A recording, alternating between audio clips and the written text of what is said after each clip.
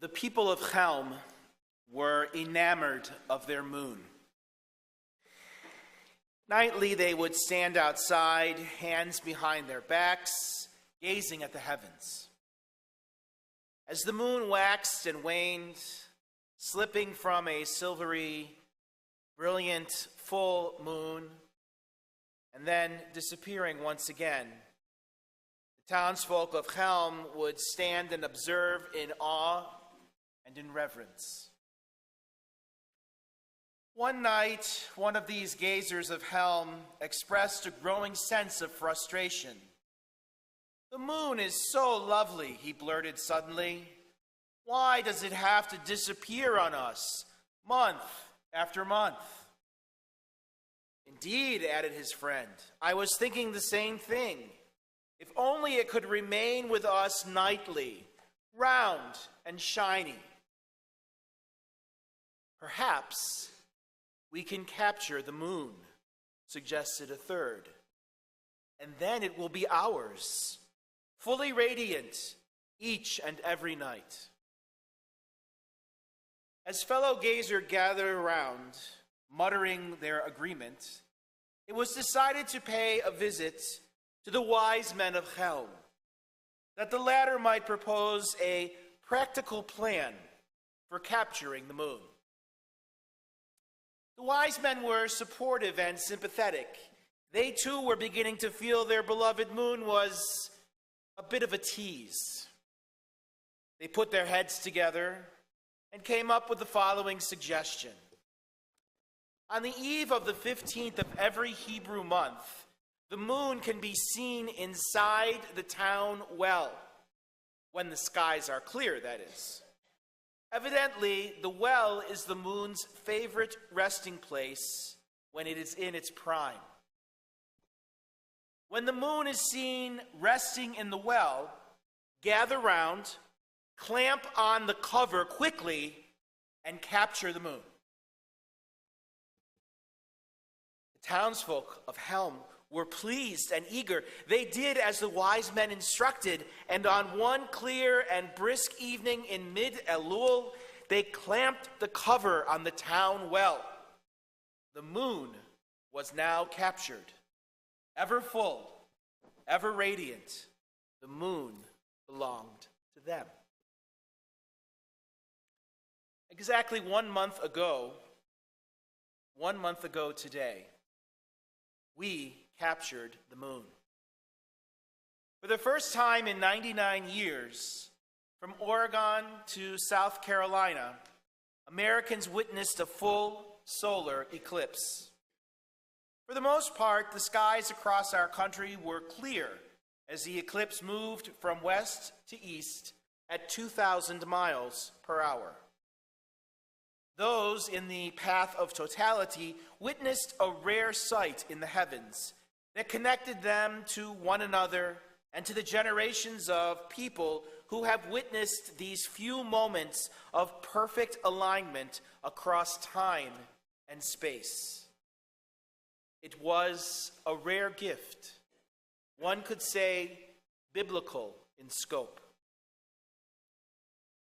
In Casper, Wyoming, a man blew a shofar as others rang bells. Birds, startled by the darkness, darted in every direction. In Newport, Oregon, roadside signs flashed, "Solar eclipse traffic, August 21st. Plan ahead." As I watched the media chase the shadow from the Pacific to the Atlantic, I couldn't help but think about all the ancient cultures that testified to the swift disappearance of the sun in broad daylight, just as we did last month. While the Babylonians were the first to record a total solar eclipse in the year 1385 BCE, scholars believe that the ability to predict these mysterious events with precision probably dates to the Chinese around 2500 BCE. So, more than 4,000 years later, what was so great about the Great American Eclipse? New York Times writer Helen McDonald points out that recent crowds in the United States have been convened out of fear and fighting against what she calls otherness. However, the eclipse crowd was fundamentally different. Confronting the eclipse is absolute. It made all our human differences disappear. When you stand and watch the death of the sun and see it reborn, there can be no them, only us. We shared a vision that made us one. The Great American Eclipse inspired a much-needed sense of unity across the country. It felt like a concert or a sporting event. People were not bothered by the traffic or the crowds, or even paying $1,200 a night for a hotel room. Everyone agreed that this awe-inspiring event would be best witnessed in large groups, where one could connect with strangers over a once-in-a-lifetime American spectacle in the sky.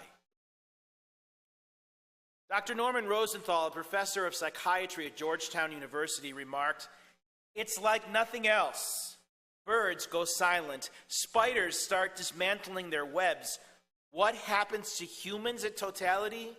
The adrenaline rush is like parasailing or coming down in a parachute.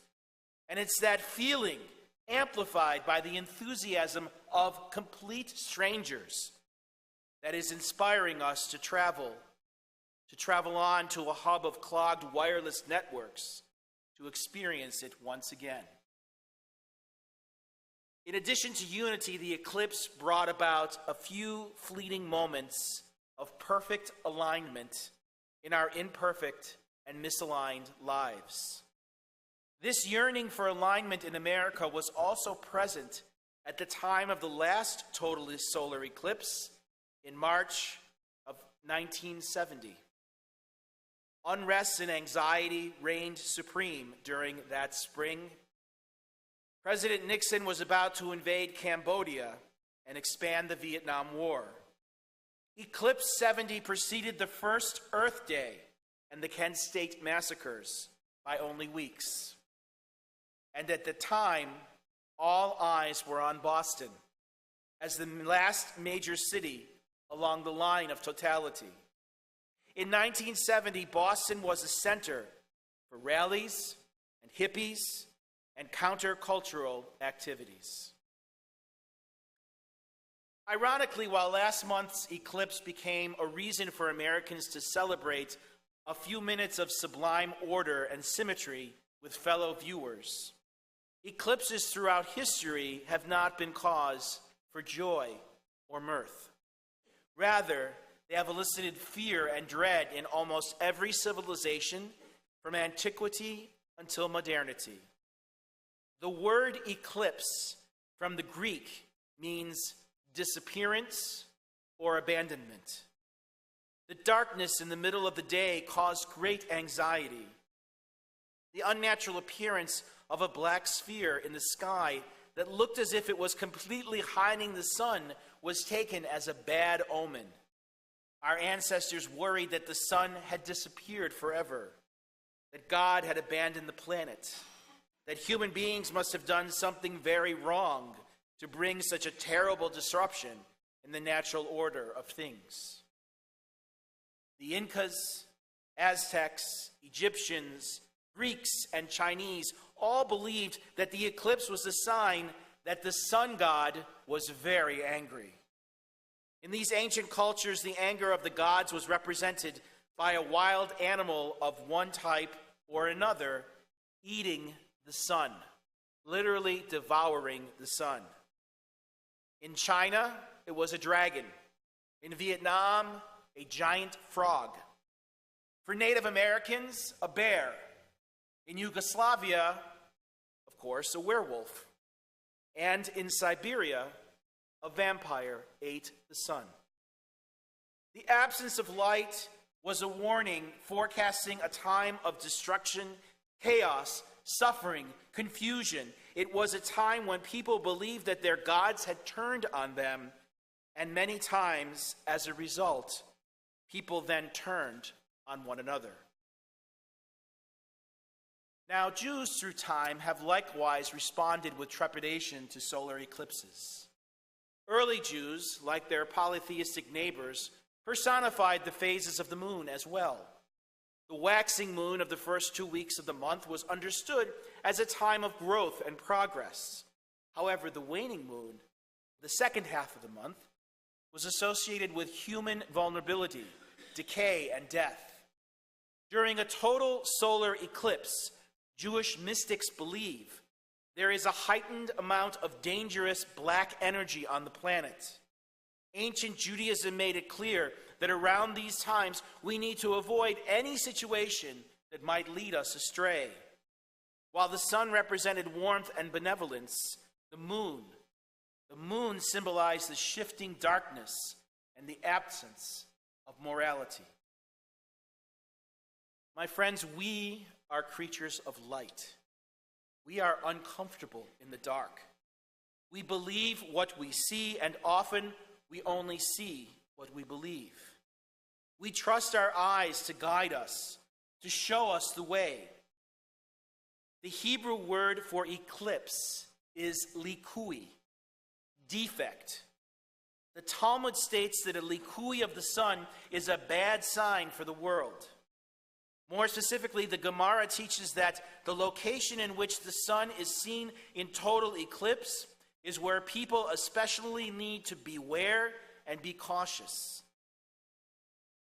A map of last month's eclipse, bifurcating our country from west to east, tells us of the need for caution. The message of warning for us in the United States could not be clearer. In Judaism, the days prior to, during, and after a total solar eclipse, the planet is particularly susceptible to natural disorders, earthquakes, hurricanes, floods, epidemics, famine. Now, Rabbi Gervitz will tell you this, but I've always been a rationalist, rarely inclined to superstitious suggestions. But the proximity of the solar eclipse 1 month ago to the devastating earthquakes in Mexico, the enormous damage stemming from the hurricanes in the Houston and then Florida and then the Keys, it's hard to ignore in relation to the darkening of the sun that preceded these events. Folklore scholar Dov Newman writes, perhaps the sun is eclipsed because it cannot stand to see tragic happenings in the world. There are plenty of tragic happenings in our world today, and like the sun, we too may have good reason to hide. The temptation is great. In our tradition, the total solar eclipse pushes us to the brink. Now, what's really interesting to me in this regard is that our Jewish tradition offers blessings, as you know, for just about everything. Seeing a rainbow, say a blessing. Making a new friend, say a blessing. Gazing at a beautiful landscape, there's a blessing for that. Safe travels and return, of course there's a blessing for that. Hearing thunder or smelling the first buds of spring. Yes, there are blessings for all of those things. But there is no blessing for seeing a solar eclipse. The Lubavitcher Rebbe explains that eclipses are meant to be opportunities for increasing one's prayer and introspection. Interesting that it begins the month of Elul for us with an eclipse, an opportunity for increasing one's prayer and introspection, not prompting joyous thanksgiving. Therefore, we do not recite a blessing when we see a solar eclipse. So how do we harmonize these traditionally negative attitudes towards total solar eclipses with last month's joy and delight? How can we make room in our complex world of ideas for this strange phenomenon that is mathematically anticipated but always feels somewhat unexpected.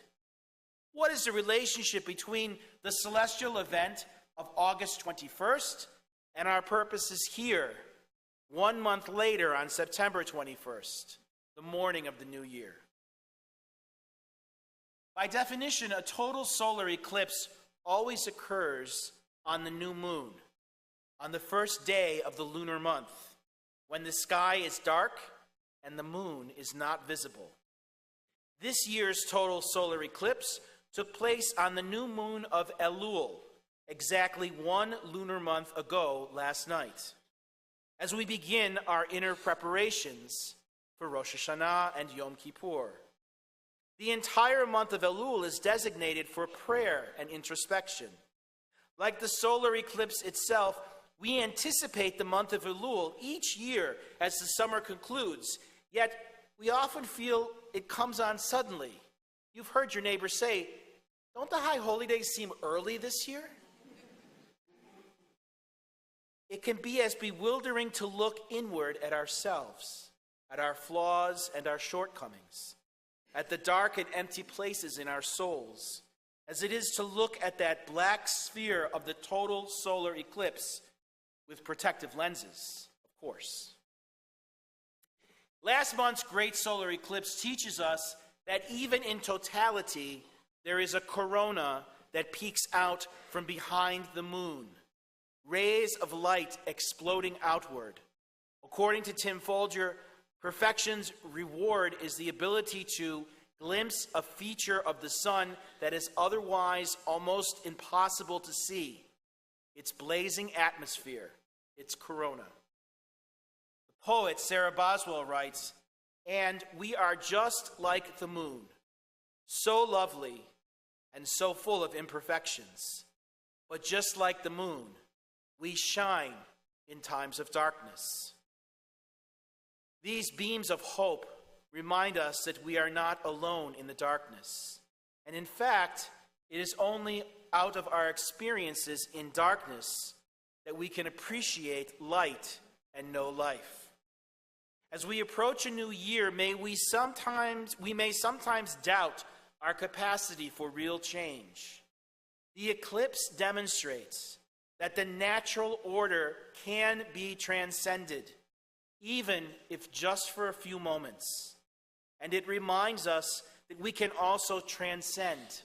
We can also change. Last month's new moon of Elul brought the strange daytime darkness of the eclipse.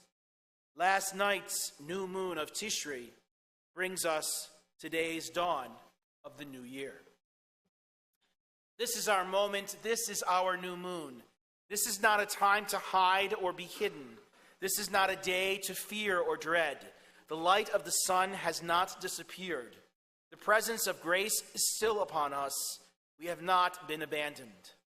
Our responsibilities to this world and to one another still summon us through the shadows of these first days of the new moon, when we look up at the sky and see blackness. But even in last night's complete darkness, morning came today, and beginning tonight, the tiniest slice of the silver moon will once again be visible in the night sky. As Oscar Wilde wrote, "Yes, I am a dreamer, for a dreamer is one who can find his or her way by moonlight and see the dawn before the rest of the world." We will make our way together through life's dark moments. We will help one another through the hurricanes, through the earthquakes, through the floods, through the war. With Rosh Hashanah, we look up, ready to embrace the future. We may not be able to capture the moon, but we can certainly live by its light. The Master asked his disciples, "How do we know when night is over and day has arrived?" And the disciples pondered the Master's question. One answered, "Master, night is over and day arrives when you can see a house in the distance and determine if that's your house or the house of your neighbor." Another disciple responded, "Night is over and day arrives when you can see an animal in the field and determine if it belongs to you or if it belongs to your neighbor. A third disciple offered, night is over and day has arrived when you can see a flower in the garden and distinguish its color. No, said the master. Why must you see only in separations, only in distinctions, only in disjunctions? No, night is over and day arrives when you look into the face of the person beside you and you can see that she is your sister, or he is your brother, or they is your friend, that you belong to each other, that you are one. Then, and only then, will you know that night has ended and the day has arrived. Ken Yehi Ratzon. May this be God's will. Amen.